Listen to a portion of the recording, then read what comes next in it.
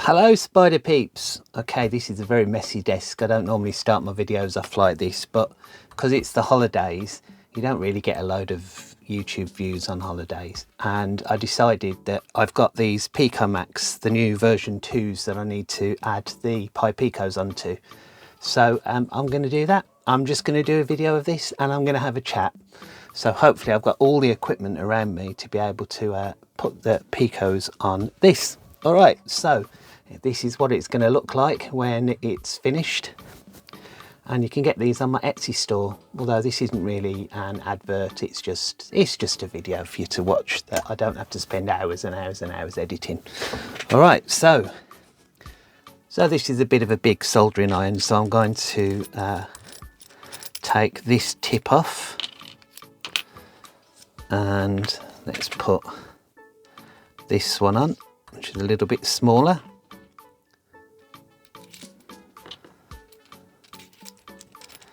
I always turn the soldering iron on and then remember to do this afterwards, so then I have to turn it off and let it cool down, but that should all be good to go now. So I'll turn that on, leave that heating up. All right, so I've got a few of these spare.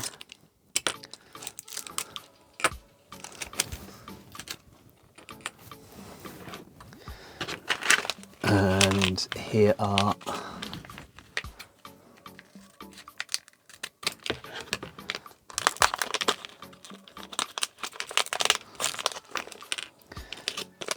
the Pi Zeros. Got 3 of these to do as well. So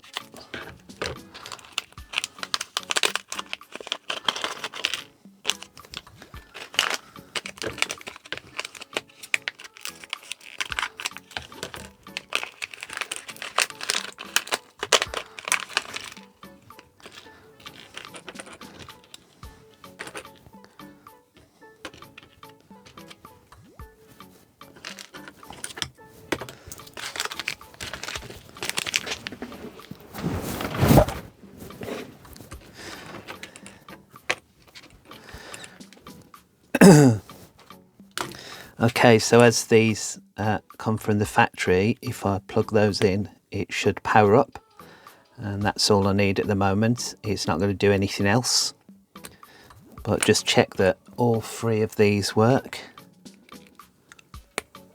Yeah, then at least I know that half of it's been built correctly. Lovely. All right, so get some flux. It was very cold in the cave, as is tradition to say around this time of the year, and the flux wasn't working very well the other day. Oh, that's it, it's coming out a bit. It got so cold it wouldn't even come out the tube. I think I'll do all of these at once.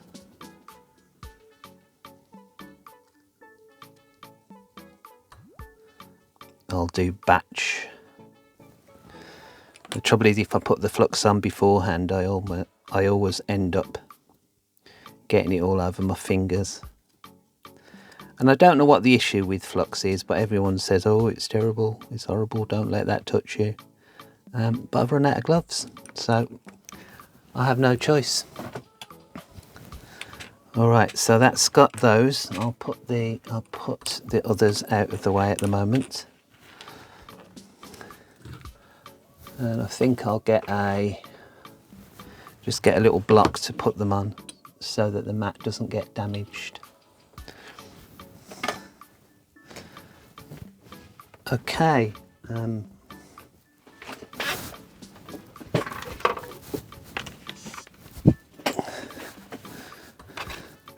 Just add in a bit of magnification on for Spidermaf. All right, is that lined up with the camera? Yeah, it is. That's nice.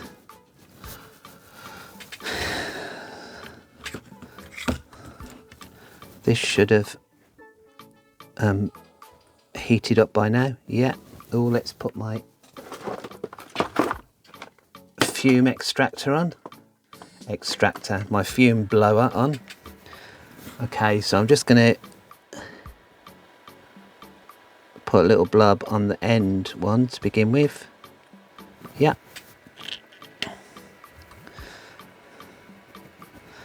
And then pop the pico on. Try and make sure it's all aligned to begin with. And just heat this up.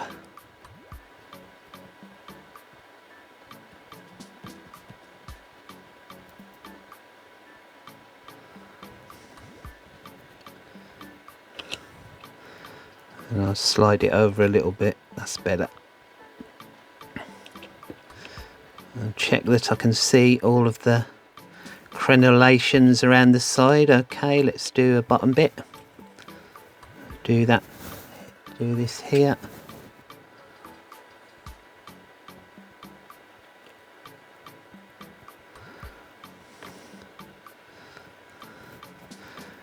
And now that should be held in, so I'll go back and do the other one and then just work my way around.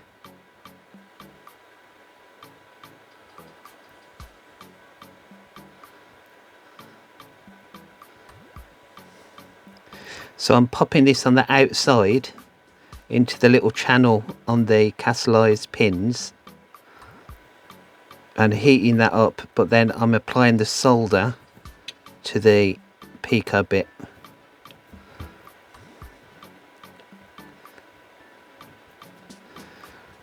So my channel's done relatively well in 2014. I've had some successful videos. I had a sponsor reach out to me, JLC PCB. I've used their services for a long time, and they've said that they'll pay me when I get to a certain amount of views on the channel. But it's nice to have something like that. I don't monetize my channel at the moment. I might do in the future. I've got reasons for that, but you probably do still see adverts on it, but that's just YouTube. It's nothing to do with me. I might put adverts on it specifically in the future, but apart from mentions of JLC PCB in the end, well, occasionally, that's all the active advertising that I put in. The rest just comes from YouTube. All right, that one's worked quite well. And this channel first, I've had this channel for years, and it first took off when I started uploading stuff about the Pi Pico, so I still have that close to my heart. And I started doing the videos because when the Pi Pico was released, which I don't know whether it was when we were in lockdown or can't remember, or just before lockdown, I think. Yeah, just before lockdown maybe. And when they released it, they said, one of the designers said, what is his name, Elon Upton, I think, said that he'd love to see someone write a game for it. So I started trying to write a game for it in the way that I took the demo code and I hacked it like I used to do when I had a Spectrum and a 64 years ago. You saw other people's programming and you changed the graphics and changed various bits and bobs on it until you produce something original, and that's how I learned. So that's how I sort of started with the Pico stuff, really. It was fun to do the same thing and go back to the Spider Youth a little bit. And then I've done various other things on the channel. A big thanks to Andy Mecca, who started me do some crafting things as well, so occasionally you'll see craft stuff on the channel when I decide I want to make something. But I also love LEDs and these microprocessors, so at the moment this is my thing, which you'll see most of on the channel. Then I also like doing stuff with recycled batteries, and I used to take laptops apart and take the screens off them to reuse the screens. And I tried that with batteries as well. I've got boxes of 18650 batteries, but I'm always a bit scared of those. So my current stuff I've done on batteries tends to use lipo cells instead, which are probably just as dangerous. There's another one done. Probably just as dangerous, but I enjoy recycling stuff and not wasting it. So I did it with some street lithium. Big Clive coined the phrase street lithium, and I love it. I like the idea of that. Well, I don't like the idea of the devices, but personally, but being able to reuse the batteries out of them is fun. Putting something to good use. They're going to be banned soon in the UK, single-use versions of them, so I think the street lithium supplies are going to dry up. Because this year I also did some stuff with an iPad. So it was an old iPad that got locked, which I've worked out how to unlock. I must upload the video about how to unlock it. I spent ages on the video and haven't edited it.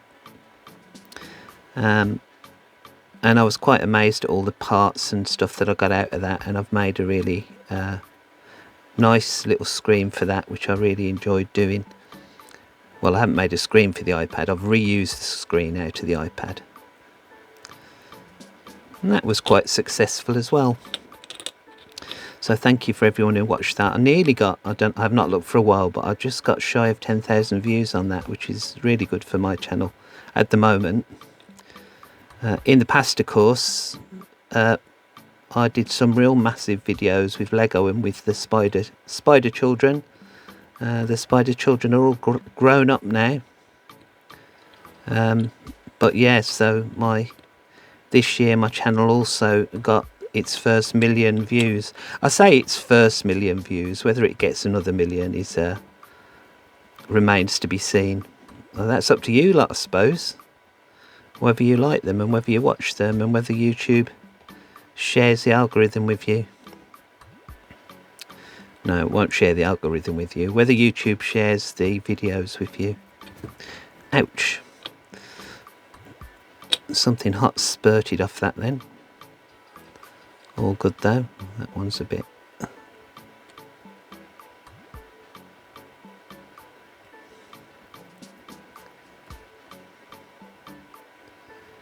This last one's always hard because I think that's the ground one. So it takes a while. Alright, let's just resolder that first one on. And then I think that's the soldering done.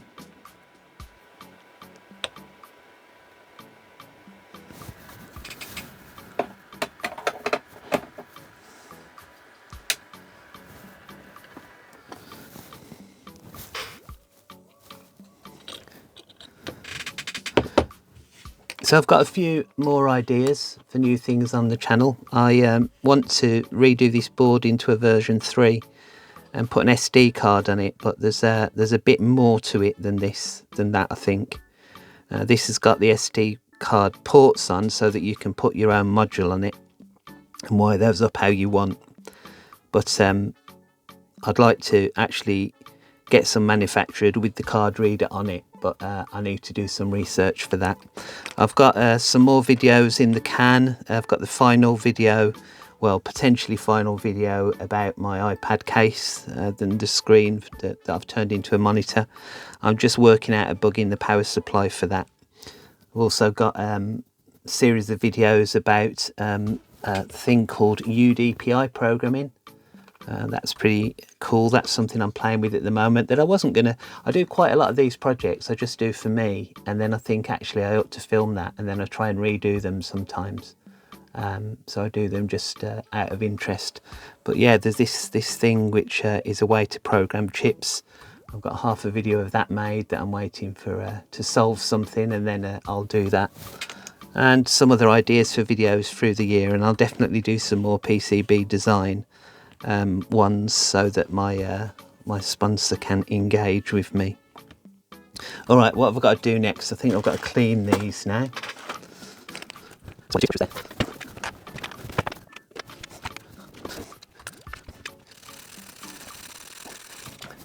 I've got this air blower, so one of the things I do now is once I've cleaned one of these, I scoot it with the air blower, so excuse me for a second.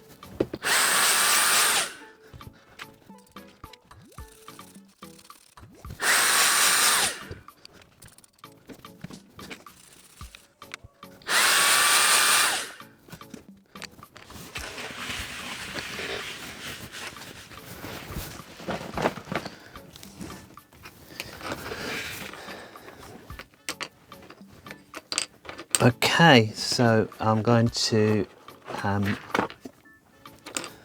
plug these in now. So I'll plug the first one in. The blue light should light up, but the telltale light shouldn't. So hopefully that means that the Pico is powered up, or the RP2040 Zero is powered up. So I'll just look on my computer now. Yeah, and that's popped up, so I'll drop the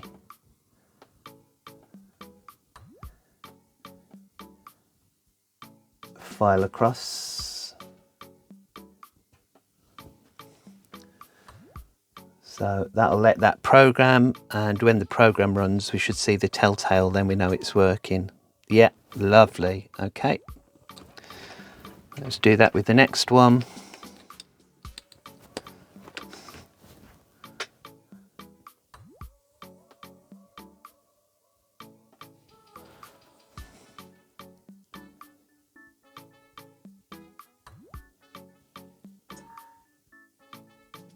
Yep.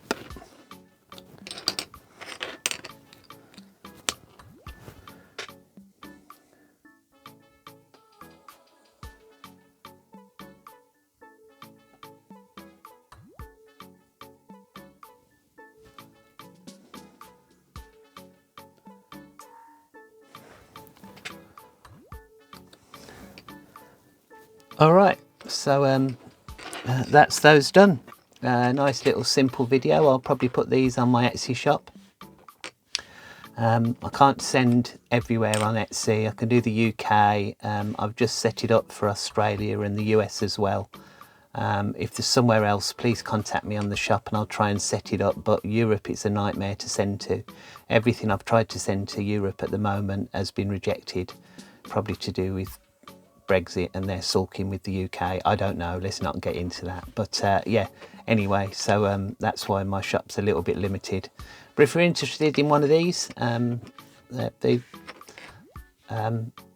so if you're interested in one of these, you see they're programmed and they've got the SD card bit in it as well. So if you put your own module in, your own SD card, you can put other discs on the little Mac that it's emulated by. All right, hope you enjoyed this short video. It's not going to be edited a lot. It's just going to be as it is really. But I thought I'd just share something for you because it was the holidays, so I had time on my hands. Okay, bye.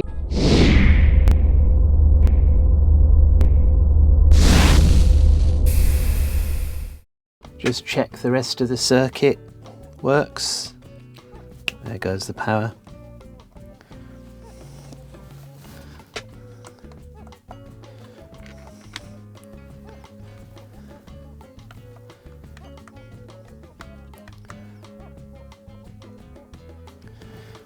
There you go, that one works.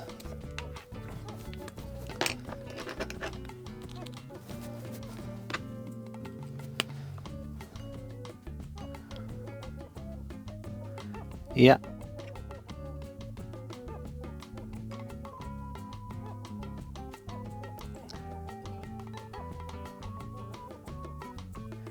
Takes a while to boot up the first time because it does a memory check for the invisible non-existent memory, and it also checks to see what's on the SD card, whether it can find the SD card, and if not, it just goes to the demo disk.